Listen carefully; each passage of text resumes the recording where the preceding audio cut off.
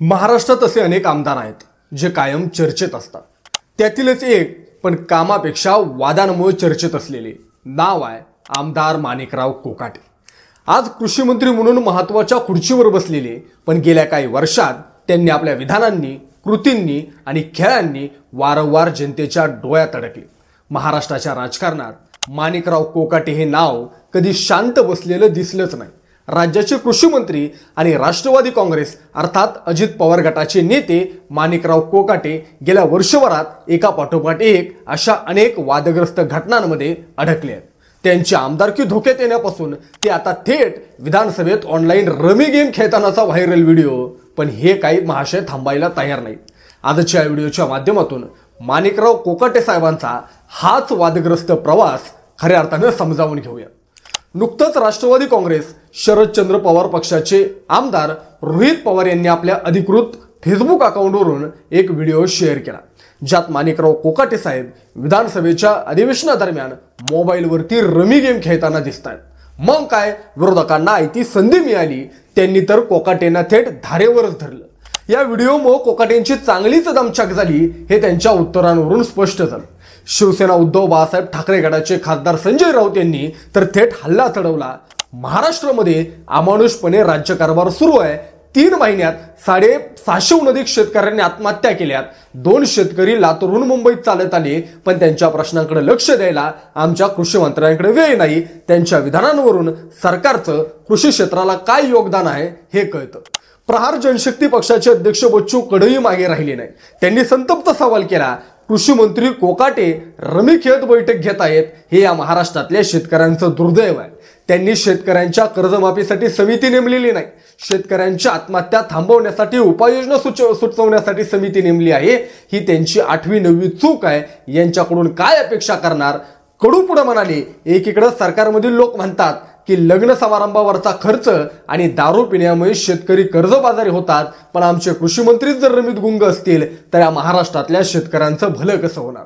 या रमी प्रकरणाच्या काही महिन्यांपूर्वी म्हणजेच फेब्रुवारीमध्ये नाशिक जिल्हा न्यायालयाने 30 वर्षापूर्वीच्या एका गुन्हेगारी प्रकरणात माणिकराव कोकाटे आणि त्यांचे बंधू विजय कोकाटे यांना 2 वर्षांच्या तुरुंगवासाची शिक्षा सुनावली होती।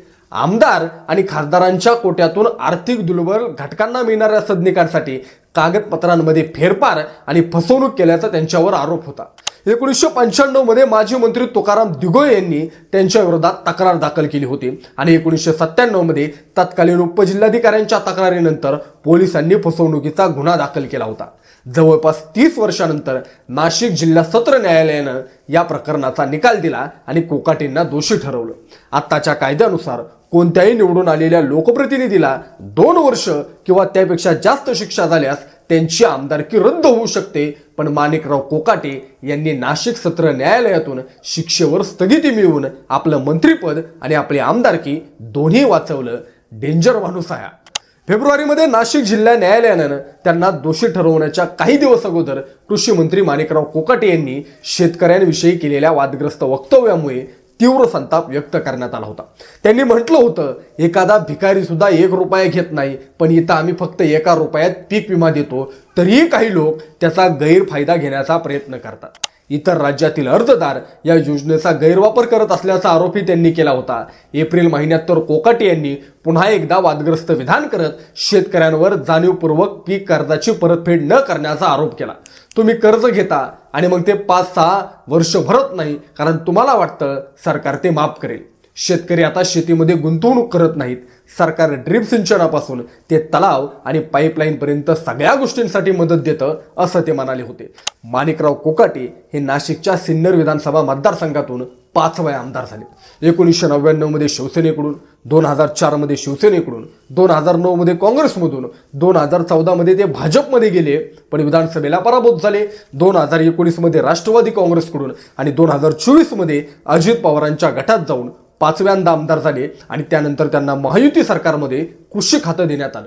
या सगळ्या आरोपांवर कृषी मंत्री माणिकराव कोकाटे यांनी मात्र जोरदार पलटवार केलाय। त्यांनी माध्यमांना दिलेल्या प्रतिक्रियेत म्हटलंय, मी विधान परिषदेत कामकाजासाठी बसलो होतो तेव्हा सभागृह काही वेळासाठी तहकूब झालं असावं, म्हणून मी खालच्या सभागृहात काय कामकाज सुरू आहे हे पाहण्यासाठी यूट्यूबवर गेलो होतो. यूट्यूबवर व्हिडिओ सुरू केल्यानंतर जाहिराती येत असतात, त्याचप्रमाणे त्यावेळी सदर जाहिरात आली. मी जाहिरात स्किप करून पुढे गेलो, पण व्हिडिओ व्हायरल करणाऱ्यांनी फक्त 18 सेकंदाचाच व्हिडिओ दाखवला. ते पुढे म्हणाले, माझ्यावर विरोधी पक्ष वैयक्तिक टीका करतो, कधी माझ्या कपड्यांवर, कधी एखाद्या विधानावर टीका केली जाते, पण माझ्या धोरणांवर, कामांवर किंवा मी शेतकऱ्यांसाठी केलेल्या उपाययोजनांवर विरोधी पक्ष कधीही बोलत नाही. आता कोकाटे साहेबांची बाजू ऐकल्यावर तुम्हाला काय वाटतं? त्यांची रमी ही फक्त जाहिरात होती की खरंच गेम ऑन होता? राष्ट्रवादी काँग्रेसचे प्रदेशाध्यक्ष सुनील तटकरे यांनी मात्र याबाबत वरिष्ठ योग्य तो निर्णय घेतील असा शब्द दिलाय.